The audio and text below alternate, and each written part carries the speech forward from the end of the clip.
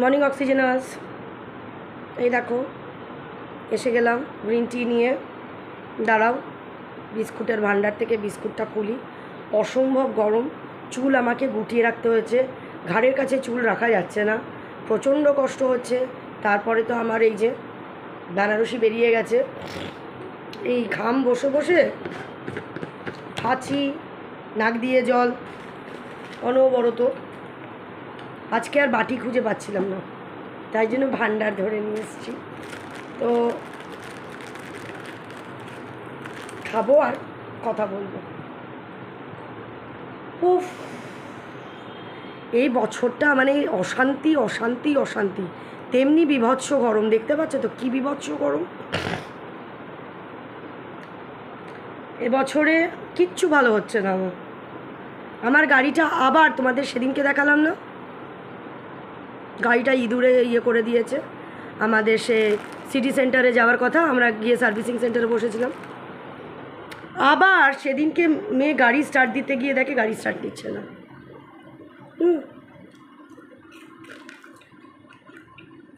মেয়ের বেরোনো ছিল, গাড়ি স্টার্ট নিচ্ছে না। তারপরে এই সেদিনকে গিয়ে মেকানিক বলা হলো, কালকে মেকানিক, পরশুদিন মেকানিক এসে দেখে গেছে ইঁদুর আবার তোমার গাড়ির ভিতরে তার মার ছিঁড়ে একবার সাংঘাতিক অবস্থা করে দিয়েছে। গুচ্ছের টাকা গেল। এইবার যেখানে আমরা গাড়িটা রাখি সেখান থেকে আমাদেরকে সরাতে হবে, কারণ এতবার যদি ইঁদুরে কাটে তা তো মুশকিল। এমনি কালকে ন্যাপথলিন বলস কিনে রেখে আসা হয়েছে, নাকি ওই স্মেলে নাকি ইঁদুর আসে না। কিন্তু প্রবলেমটা হলো বেঙ্গল কেমিক্যালের যে ন্যাপথলিন বলস সেটা নাকি এখন সাপ্লাই নেই। আর এখন সমস্ত খুব মানে হালকা স্মেলের যে ন্যাপথলিন বলস, ওটাতে কতটা কাজ হবে জানি না, কিন্তু আবার গাড়িটার তো আমার আবার হতে পারে। তো আমি এই রিস্কটা নিতে পারছি না। এবার গ্যারেজও পাচ্ছি না। এবার গ্যারেজ বহু দূরে হলে সেটাও তো আমাদের সম্ভব না। গ্যারেজটা তো কাছাকাছি হতে হবে, খুব বেশি দূরে হলে আমার রাখার কোনো ইচ্ছা নেই। আবার টাকার মধ্যে হতে হবে।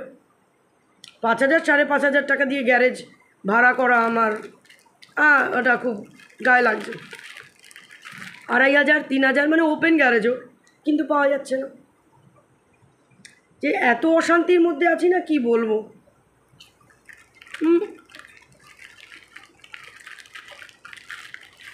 এদিকে মেয়ের ওই রকম শরীর খারাপ, ঘুরে ঘুরে জ্বর। এদিকে লই এখনও পর্যন্ত পুরোপুরি কিওর না। কোথায় যাব বলতে পারো? তারপরে মা, নানান অশান্তিতে রয়েছে। আমাদের পুজো আচ্ছা এখন কিচ্ছু নেই, সব টোটাল বন্ধ। মায়ের কন্ডিশন বুঝে পুজোয় বেরোনো, তাহলে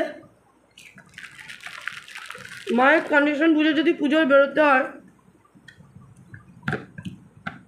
আমার তো কিছু করারও নেই, মানে কিছু পরার নেই। মানে নতুন শাড়ি রয়েছে কিন্তু ফলস পিকো করা নেই, ব্লাউজ করা হয়নি, তাহলে আমি বেরোবো কী করে পুরনো জামা কাপড় পরে? যদিও সেটা কোনো ব্যাপার না, এরকম বহু বছর হয়েছে, বহুবার হয়েছে আমি পুরনো জামা কাপড় পরে বেরিয়েছি, আমি আমার বন্ধুর জামা পরে বেরিয়েছি। কিন্তু এখন যখন ক্ষমতায় আছে, মানে পারি কিনতে, এখন কিনতে পারছি না। এতটা চাপ এবছর যাবে। 2024 আমি মনে রেখে দেব, 2024টা আমি মনে রেখে দেব। যেমন আমার জীবনের এরর আমি মনে রেখে দিয়েছি, যে ওটা জীবনে কোনো দিন আমি ভুলতে পারবো না। 1995 ভুলতে পারবো না জীবনে। 1995 থেকে 2001 সাল অবধি আমার ওই 6টা বছর আমার যা কেটেছে আমার জীবনে, ওটা যেমন ভুলতে পারবো না। আবার ওদিকে 2006 ভুলতে পারবো না। সে 2006 কেন ভুলতে পারবো না? তোমরা জানো যে আমি একটা টাইমে আমার সমস্ত কিভাবে কি, আমার কোনো টিউশনস ছিল না। আমার মেয়ে তখন পড়াশুনো করছে স্কুলে, ছোট বাচ্চা আসে, তো তার রিঅ্যাডমিশনের জন্য আমি কোন জায়গায় গিয়ে কাজ করেছি, সেটা তোমরা জানো ভালো করে। তো কিছু কিছু তেমনি 2024 সালটাও আমি বলবো আমাদের যা মানসিক তনাও যাচ্ছে, এরকম বোধহয় আর কারো যাচ্ছে কিনা সন্দেহ আছে। যাই হোক,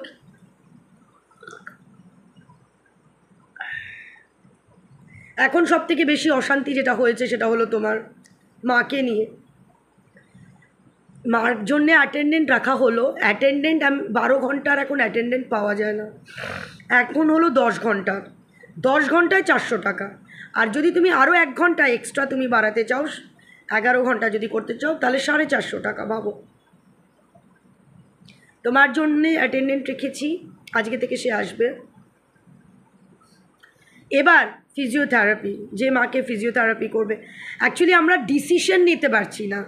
আমরা তো সবাই মেয়ে, আমি দিদি, মানে সেইভাবে কীভাবে কী করব বুঝতে পারছি না। এবার অর্থবল প্রচুর থাকে, হ্যাঁ কোনো ব্যাপার না, টাকা বেশি যাক যাক, না যায় যাক, যা দরকার মারটা হুড় করে, মার তো ওষুধও কিনতে লাগবে না, ওষুধও কিনতে লাগবে, অ্যাটেন্ডেন্টও রাখতে লাগবে, ওদিকে তোমার ফিজিওথেরাপিস্ট রাখতে লাগবে, সবই তো আমাকে আর দিদিকে। হ্যাঁ দাদা কিছুটা করছে, নো ডাউট করছে। তো সে যাই হোক, 10 ঘন্টার জন্য রাখা হয়েছে, দেখা যাক। আর ফিজিওথেরাপিস্টের সাথেও দিদি কথা বলেছে, কত কি চার্জ নেয়, খুব কমই চার্জ নিচ্ছে, 300 টাকা করে। দিদি বললো তো কালকে রাত্রেবেলায়, হ্যাঁ 300 টাকা করে একটা লেডি ফিজিওথেরাপিস্ট। তো সে বলেছে আর কি পেশেন্টের কন্ডিশন বুঝে আমি বলতে পারবো, সেটা আমার টাইমিং 45 মিনিটও লাগতে পারে, 50 মিনিটও লাগতে পারে, আবার 2 ঘন্টাও লাগতে পারে, ডিপেন্ড করছে। যাই হোক, আমার মার তো সেরকম কিছু না, একটুখানি যদি সেরকমভাবে মানে ম্যাসাজিং করে যদি হাত পা মানে বাঁ দিকেরটা যদি একটু অ্যাক্টিভ করতে পারে, যদি মা নিজে নিজে আর কি ওয়াশরুম যাওয়া, ব্যাস, আর তো কিছু মাকে করতে লাগবে না, রান্না বান্না ঘর মোছা কিচ্ছু করতে লাগবে না। এইগুলো যদি মা নিজে নিজে করতে পারে, একটু নিজে হাতে খাওয়াটা যদি মা করতে পারে, ব্যাস আর প্রয়োজন এইটুকুনি মা করতে পারলে ভালো। এটার জন্য অ্যাকচুয়ালি আমরা প্রথমে ভেবেছিলাম আগে ফিজিওথেরাপিস্ট করে দেখি, 2 দিন যদি দেখি, মানে 4-5 দিন দেখে যদি দেখি মা একটু হাত পা নাড়াতে পারছে, তাহলে আর অ্যাটেন্ডেন্ট রাখবো না। কিন্তু আমি দিদিকে জোর করলাম, না দিদি অ্যাটেন্ডেন্ট রাখো, কারণ ওপর থেকে নিচে আমারও খুব কষ্ট হচ্ছে, বারবার তো আসতে পারছি না। আর মার আবার আরেকটা ব্যাপার আছে, মা একা, মা চাইছে কেউ সাথে থাকুক, কেউ পাশে বসে থাকুক, কিন্তু পাশে বসে কি করে থাকবো, প্রচুর তো কাজ থাকে, বলো পাশে বসে থাকা যায়? তারপর তাকে পাশ ফেরানো, কালকে বিকেলবেলা যেমন আমি সন্ধ্যাবেলা যখন বেরিয়েছি, আমি বাচ্চাদের মাংস কিনতে যাব, মাকে ঘরে ঢুকে মা বলছে, যেই ঘরে ঢুকেছি মা বলছে আমাকে একটুখানি জল খাওয়া, মানে জল পিপাসা পেয়েছে, তাকে জল খাওয়ালাম। আর এখন একেবারে বাচ্চাদের মতন করে, আমি বলছি আর দেবো, আচ্ছা আর দেবো বলবো না, বলে তুই কি এক তো মানে অল্প একটু খাইয়ে তোর কী যে হয়েছে, তুই আমাকে জল খাওয়াতে চাইছিস না। আমি জল খাওয়াতে চাইছি না বোঝো, আমি অল্প করে জল দিচ্ছি, অল্প অল্প করে জল দিচ্ছি, মানে বেশি জল। আবার প্রথমবার দিকে জল দিয়েছিলাম, জলটা দেখি এখান থেকে পড়ে জামা ভিজে গেছে, তা আমি আবার গামছা দিয়ে বুঝে দিচ্ছি, হ্যাঁ সোমা খুব ভালো খাওয়ায়, তুই ভালো খাওয়াতে পারছিস না জল, বোঝো। তারপরে যখন আমি আস্তে আস্তে করে দিচ্ছি, তখন বলছে হ্যাঁ এবার ঠিক আছে। আমি বললাম আর দেবো, হ্যাঁ আমাকে জলও খাওয়াতে চাইছিস না, মানে একদম একেবারে বাচ্চাদের মতন বিহেভ করছে। আমি বললাম তোমাকে জল খাওয়াতে কেন চাইবো না, তুমি তো আমাকে আর দেবো কি না জিজ্ঞেস করছি, আমি খাইয়ে যাচ্ছি, আমি কাপে করে জল খাওয়াচ্ছিলাম, জলটা শেষ হয়ে গেছে, তাই আমি বললাম মা আমি কি আর দেবো? তা বলছে তুই আমাকে জল খাওয়াতে চাইছিস না, বোঝো। তারপরে আমাকে বললো যে আমাকে পাশ ফিরিয়ে দে, তো আমি আবার পাশ ফিরিয়ে দিলাম। এখন মা রোগা হতে পারে, কিন্তু মা ওজন, হাড়ের একটা ওজন আছে না, তারপরে একদম মানে বাঁ দিকটা ইনঅ্যাক্টিভ হওয়ার পরে জিনিসটা মানে আরও বেশি ছেড়ে দিয়েছে, তাই জন্য কষ্ট হয় মাকে টেনে, আবার হাত পা যাতে না মায়ের কোনো রকমভাবে কোনো ব্যথা লাগে সেইভাবে করাটা খুবই চাপের। আর আমি পারি না, দিদি যাও বা পারে, আমি একদম পারি না। তো যাই হোক, মা একটু চায় মার পাশে বসুক কেউ, কিন্তু সেটা তো সম্ভব না। কালকে চাঁদনি মিল্টনের যে বোতলটা, যেটা ফার্স্ট টাইম কিনেছিল স্কুল যাওয়ার সময়, সেই বোতলটা দাদিকে দিয়ে দিল, যে দাদি রাত্রিবেলা তোমার জল পিপাসা, রাত্রিবেলায় তো মেন প্রবলেম হচ্ছে, রাত্রিবেলায় মায়ের জল পিপাসা পাচ্ছে। এবার দাদাকে ডাকলে দাদা উঠছে না। এবারে মার জল পিপাসা পাচ্ছে, তো দাদিকে বোতল দিয়ে এসছে, বোতলে ওই যে মিল্টনের বোতলটা যেটা এরকম টাক করে খুললে ইয়ে হয়ে যায়, ফলে পুরো মুখটা খুলতে হচ্ছে না, যে মুখটা আটকাতে না পারলে জল পড়ে যাবে এরকম ব্যাপার নেই, বা খেতে গেলেও মায়ের যে জল গড়গড় গিয়ে পড়বে সেরকম ব্যাপার নেই, ছোট্ট মুখ। তো সেটা মাকে দিয়ে এসছে, আর ও যে একটা বোতল কিনেছিল সেই বোতলটা আজকে আমার হাত থেকে পড়ে ঢাকনার ওই ডান্টিটা যেটা আটকায় সেটা ভেঙে গেছে। ও এখন প্লেন নর্মাল তোমার থামস আপের যে বটলগুলো হয় সেটা নিয়ে গেছে, আমার বোতলটা গেল গিয়ে।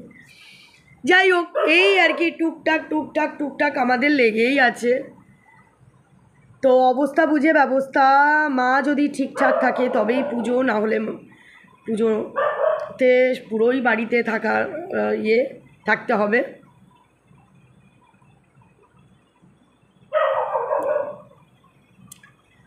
ভালো ঘরের লোক ভালো থাকলে মন মেজাজ ভালো লাগে, অনেক কিছু করার ইচ্ছা হয়।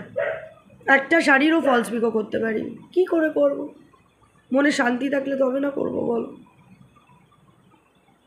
তারপর মায়ের ঝুড়ি এখন কমপ্লেন, কমপ্লেন, একদম বাচ্চাদের মতন সে কমপ্লেন করছে। আঙুর খেতে চেয়েছে, আমি আঙুর কিনে নিয়ে আসলাম। অ্যাপেল কেটে টুকরো করে দিদি দিল, মানে আমি অ্যাপেল নিয়ে গেলাম, দিদি টুকরো করে দিল, 2 কুচি অ্যাপেল খেলো, মানে টুকরো মানে এই কুচি দিদি বললো অ্যাপেল সেদ্ধ করে দিই, সেটা খেতে পারবে। মায়ের তো একদম দাঁত নেই, কিন্তু মা বলছো না আমি অ্যাপেল খেতে পারবো। এবার কুচি করে দেওয়া হয়েছে, সে দুটো কুচি খেয়ে বলছে আমি আর খাবো না। এখন একদম মা যেটা করছে না, পুরো মানে বাচ্চারাও বোধহয় এরকম করে না যেটা মা করছে। যাক গিয়ে, চাইছি মা ভালো হয়ে যাক। হিসাব মতন মার ওই বাঁ দিকটাই ইনঅ্যাক্টিভ, আর এছাড়া তো মায়ের কোনো প্রবলেম নেই, মা পুরো একদম সেন্সে রয়েছে।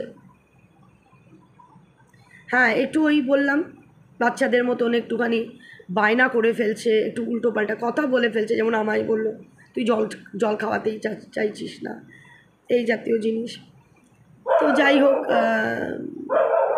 প্রে করো যাতে মা ভালো হয়ে যায়, মানে মা নিজে যেন নিজের টুকুনি খাওয়া দাওয়া নিজে করতে পারবে এরকম, বাথরুম নিজে যেতে পারবে এরকম, নয়তো ওই আমাদের মতন ঘরে কন্টিনিউ অ্যাটেন্ডেন্ট রাখাটাও সম্ভব না, আবার কন্টিনিউ হসপিটালে দেওয়াটাও সম্ভব না, কারণ তাকে রোজ যাতায়াত করতে হবে, তার কাছে তাকে দেখতে যেতে হবে।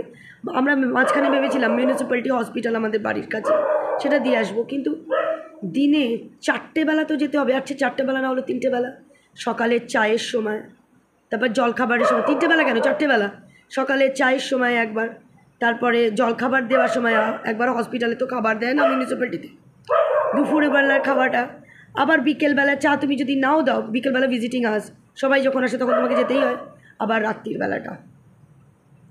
এইবার তখন আবার কী হবে বলো তো, দিদি কমপ্লেন করবে আমাকে, তুই বেশিবার যাচ্ছিস না, আমি যাচ্ছি, এরকম একটা কমপ্লেন চলবে, কারণ ওর কাজ করে তারপরে এটা সামলানো, সত্যি কথায় ফিজিক্যাল লেবারটা, অর্থবলটাই সবসময় ম্যাটার করে না। আমি যেটা বলি যে হ্যাঁ আমি তো টাকা দিচ্ছি, হ্যাঁ মানছি আমি টাকা দিচ্ছি, কিন্তু আমি ফিজিক্যালি খুব একটা করতে পারি না, যেটা ও বাবা এই বয়সেও, ওর যে 61 বছর বয়স, ও যেভাবে দমছে বেড়াচ্ছে সেটা আমি আবার পারবো না। তো সেটাই ওর কমপ্লেন থাকে একটু হালকা, যে আমি ম্যাক্সিমাম করছি, হ্যাঁ ও করছে, ও ফিজিক্যালি ভীষণ করছে, কারণ ও নিচতলায় থাকে তো বারে যেতে পারে, আমি সেটা পারি না, আমি ওপর নিচ বারে করতে পারছি না, কারণ আমার শ্বাসকষ্ট আছে, আমার প্রবলেম হয়ে যায়, মানে নিচে তো নেমে গেলাম, এবার সিঁড়ি দিয়ে উঠতে আমার প্রাণটা যেন বেরিয়ে যায়, অত বার করে যাওয়া সম্ভব হচ্ছে না।